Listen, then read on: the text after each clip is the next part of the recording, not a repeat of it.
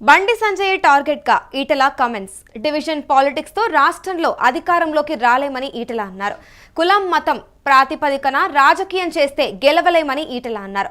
జూబ్లీహిల్స్ లో మతం పేరుతో ఓట్లు ప్రతిపాదికన రాజకీయం చేసిన బండి సంజయ్ అని అన్నారు.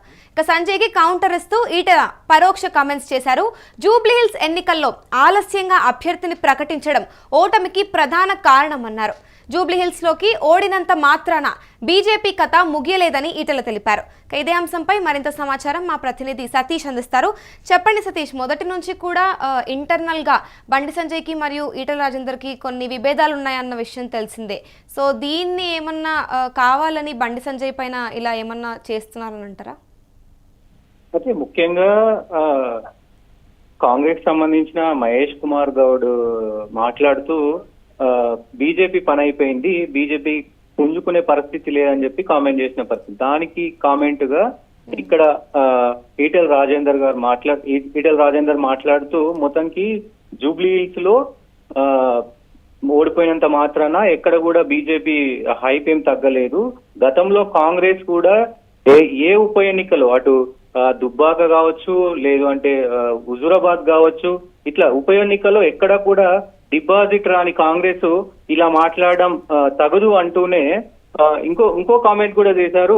కేసీఆర్ ఇప్పుడు రేవంత్ రెడ్డి ఎవరైతే ఉప ఎన్నికల్లో వీళ్ళిద్దరూ కూడా ఓటర్లను ప్రలోభాలకి గురి చేశారు. ఓటర్లకు డబ్బులు పంచడం కావచ్చు, ఇంకోటి పథకాల విషయాల్లో కావచ్చు, ప్రలోభకు పెట్టారు. పెద్ద తేడా ఏం లేదు, అటు బీఆర్ఎస్ కి ఇటు కాంగ్రెస్ కి పెద్ద తేడా ఏం లేదు అని చెప్తూనే ఇంకొక వ్యాఖ్య చేశారు. కులం మతం ప్రాతిపదికన వెళ్తే ఏ కాన్స్టిట్యున్సీలో అయినా విజయం సాధించలేము, ఇది నా వ్యక్తిగత ఒపీనియన్ అంటూ కూడా ఆయన చెప్తున్న పరిస్థితులు అయితే కనబడతా ఉంది. మరి ఇప్పుడు బండి సంజయ్ కూడా ముందు నుంచి హిందూ ఓట్ల కోసమే ట్రై చేస్తున్నారు అని కూడా వినిపించాయి. మరి ఇప్పుడు దీన్ని ఆ కోణంలోనే చూడొచ్చు అంటారా? ఈ విషయానికి వస్తే బండి సంజయ్ జూబ్లీహిల్స్ ఎలక్షన్ క్యాంపెయిన్ లో కొంచెం హిందువులందరూ ఏకం కావాలి, హిందువులంతా బీజేపీకి ఓట్ వేయాలి అని చెప్పేసి కూడా మాట్లాడిన పరిస్థితులు కనబడతా ఉన్నాయి. కాంగ్రెస్ బీఆర్ఎస్ కు ఓటేస్తే ఎంఐఎం కు ఓటేసినట్టే అని కూడా చెప్పారు. ఇంకా కొంచెం ఘాటుగా ఆయన మాట్లాడుతూ మొలతాడు లేనోడికి ఎంత ఉంటే మొలతాడు ఉన్నోడికి ఎంత ఉండాలంటూ కూడా విస్తృతంగా ప్రచారం చేసిన పరిస్థితులు కనబడుతున్నాయి. హిందువులంతా బీజేపీకి ఓటేయాలని ముఖ్యంగా ఆయన మాట్లాడడాన్ని ఇటు ఈటల రాజేందర్ కులం మతం గురించి మాట్లాడడం చూస్తే బీజేపీలో కొంచెం గందరగోళ పరిస్థితులు ఉన్నాయని కూడా చెప్పుకోవచ్చు. మొత్తానికి వీళ్ళిద్దరికి కూడా అంటే ఈ బీజేపీలో చాలా కుంపట్లు ఉంటాయి, చాలా అంటే అటు ఎవరికి ఒకరికి పొంతన ఉండదు. పెద్ద నాయకులంతా కూడా ఎవరికారు హైకమాండ్ కు సపరేట్ గా లేఖలు పంపుతా ఉంటారు అని చెప్పేసి కూడా చాలా విభేదాలు ఉంటాయి బీజేపీలో అని కూడా బయట వినిపిస్తున్న పరిస్థితి ఉంది. మరి సతీష్, ఇప్పుడు బీజేపీ వచ్చేసి ఒకటే వర్గం కోసం పనిచేస్తుంది అని కూడా ఆరోపణలు వినిపిస్తున్నాయి. కానీ ఈటల మాత్రం ఒక్క వర్గానికి ఒక కులానికి అని కాకుండా అలా పని చేయకూడదు అని కూడా అసలు అది సాధ్యమేనా అంటారా?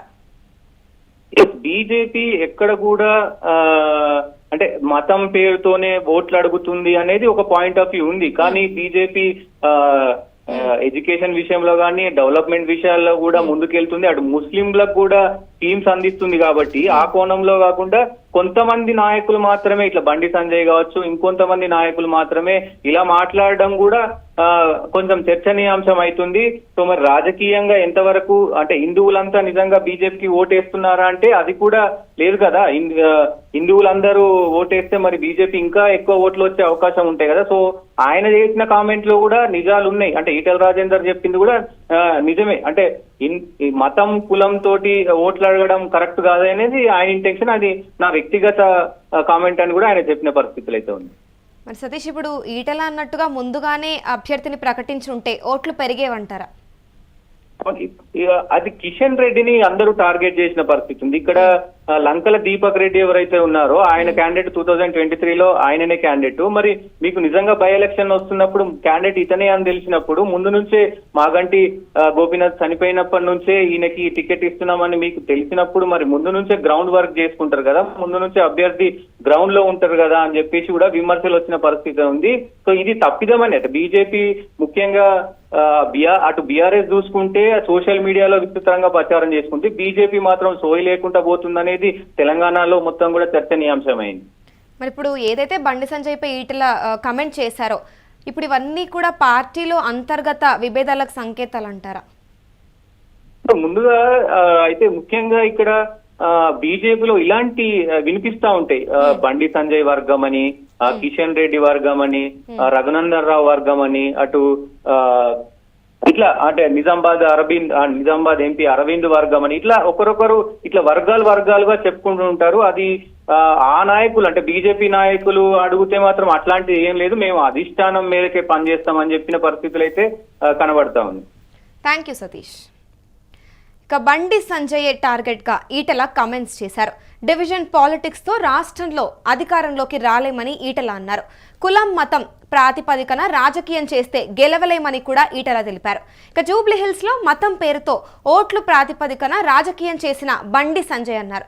సంజయ్కి కౌంటర్ ఇస్తూ ఈటెల పరోక్ష కామెంట్స్ అయితే చేశారు. జూబ్లీహిల్స్ ఎన్నికల్లో ఆలస్యంగా అభ్యర్థిని ప్రకటించడం ఓటమికి ప్రధాన కారణమని కూడా తెలిపారు. జూబ్లీహిల్స్లో ఓడినంత మాత్రాన బీజేపీ కథ ముగియలేదని ఈటెల అన్నారు.